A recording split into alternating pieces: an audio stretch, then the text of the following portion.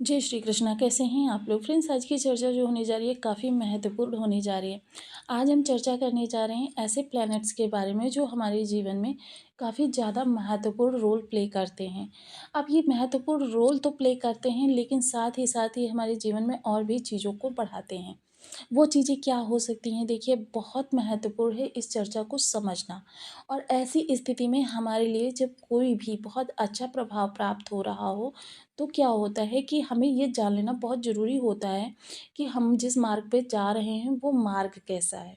क्योंकि जब हमें पता है उस मार्ग में हमारे सामने कौन सी परेशानी खड़ी है तो क्या होता है हम थोड़ा सा या तो रुक जाते हैं या फिर हम रास्ता संभाल कर निकल जाते हैं। क्योंकि जैसे आप सपोज़ कीजिए आप किसी मार्ग पर जा रहे हैं, आप निष्कंटक जा रहे हैं, अपनी गाड़ी को दौड़ा रहे हैं कि सामने कोई बाधा नहीं है और पता चला सामने गड्ढा है, आप फलतः उसमें गिर जाते हैं, बहुत ज़्यादा मानसिक क्षति होती है, शारीरिक क्षति होती है, फाइनेंशियल प्रॉब्लम्स होती हैं। तो इन चीज़ों से बचने के लिए क्या है, उस रास्ते के बारे में पहले पता लगा लेना कि उस रास्ते में कोई अवरोध तो नहीं है। अगर अवरोध है तो क्या होता है हम थोड़ा-सा रुक सकते हैं या फिर हम उस गड्ढे से बचकर निकल सकते हैं। ज्योतिष इसी का नाम है कि हम आने वाली समस्याओं का पहले से पता लगाकर अपने जीवन में जो आ रही परेशानियाँ हैं उनको कम कर सकें या फिर बिल्कुल समाप्त कर सकें। तो देखिए इसी चर्चा को आगे बढ़ाते हुए, क्योंकि लास्ट का वीडियो जो मैंने आपको दिया था राहु से संबंधित, उसमें मैंने राहु के बारे में बताया था आपको कि सतभिसा नक्षत्र में प्रवेश करने जा रहे हैं।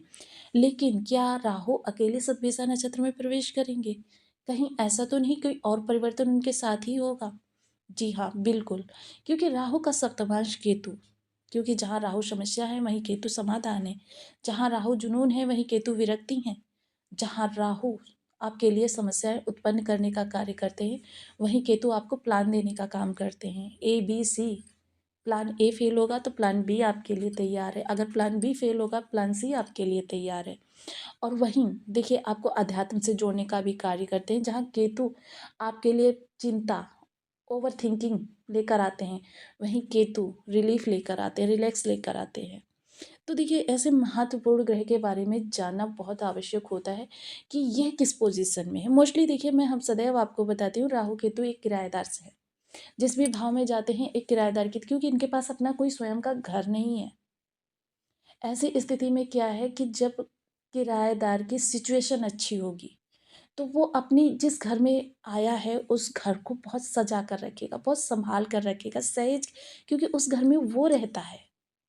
लेकिन क्या है जब किराएदार की सिचुएशन अच्छी नहीं है तो वो जब खुद ही इतना परेशान है तो वो फिर घर के लिए क्या करेगा। तो सिचुएशन समझना ग्रहण की बहुत आवश्यक है। अब जहाँ राहु जो सतभिसा नक्षत्र से गोचर करते हुए देखे जाएंगे, वहीं केतु भी नक्षत्र परिवर्तन करेंगे, क्योंकि दोनों सेम समय में राशि परिवर्तन करते हैं, सेम समय में नक्षत्र परिवर्तन करते हैं, सेम समय में ही अपने सभी काम करते हैं। लेकिन क्या है स्वभाव जो है एक दूसरे से विरोधाभासी हैं। 36 का, जैसे कहते हैं ना 36 का आंकड़ा, एकदम विपरीत स्वभाव है।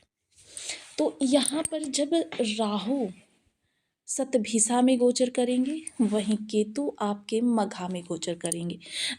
सतभिसा जो है राहु देव का नक्षत्र है, वहीं मघा जो है वो केतु का नक्षत्र है।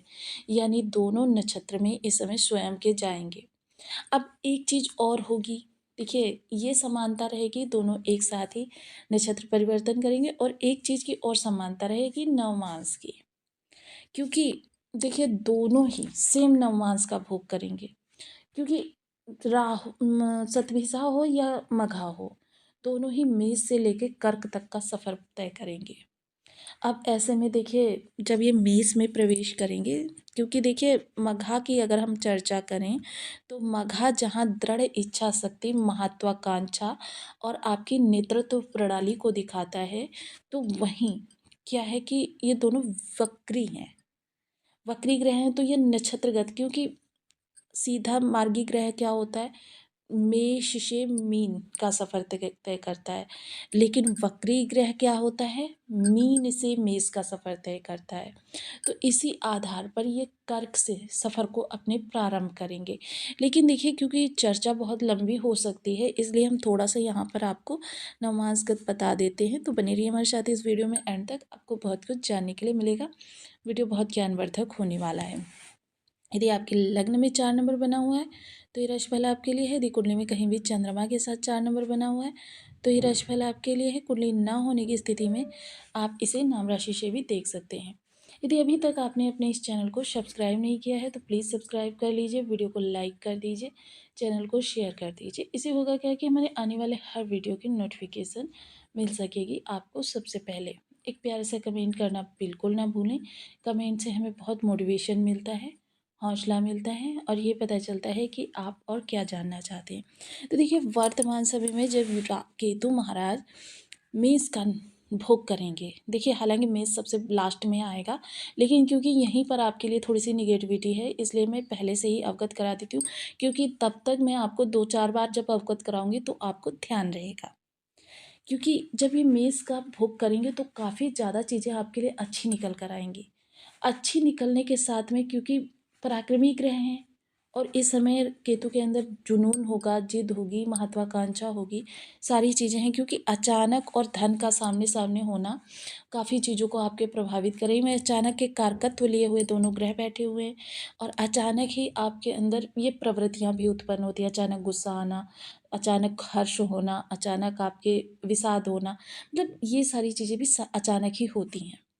ऐसी स्थिति में, क्योंकि मेष नवांश जो है वो एक आक्रामक ग्रह का है, यानी मंगल देव, और मंगल देव की कुछ ऐसी चीज़ें हैं, देखिए, जहाँ इनका बल, पराक्रम, साहस, शौर्य, ये सारी चीज़ें वंदनीय हैं। वहीं इनकी 2 चीज़ें ऐसी हैं जिनके बारे में कहा, देखिए मैं सदैव आपको मंगल से संबंधित वीडियो में बताती हूँ कि इन पर नियंत्रण की आवश्यकता है। क्योंकि यदि इसे नियंत्रित ना किया जाए तो आपके हाथ की चीज़ों को भी ये आपसे ले जाते हैं। वो चीज़ें हैं क्रोध और अहंकार। देखिए, क्रोध और अहंकार आने पर आप उन लोगों का इस समय पर अपमान करते हुए देखे जाएंगे, उन लोगों के साथ भिड़ते हुए देखे जाएंगे जिन लोगों ने आपकी मुश्किल दौर से निकलने में काफ़ी ज़्यादा मदद की है। आपके हर समय पर कंधे से कंधा मिलाकर आपके साथ खड़े हुए हैं। और वहीं देखिए, केतु महाराज इस समय वाणी के भाव में भी हैं, तो ये समय वाणी आपकी आक्रामक भी हो सकती है। जहाँ नेतृत्व की एक क्षमता होगी, वहीं आदेशात्मक प्रवृत्ति भी होगी कि आप अपने बॉस को भी आदेश देने वाले लहजे में बात करते हुए देखे जाएंगे, जिसकी वजह से क्या है, आपकी चीज़ें जो हैं बिगड़ भी सकती हैं।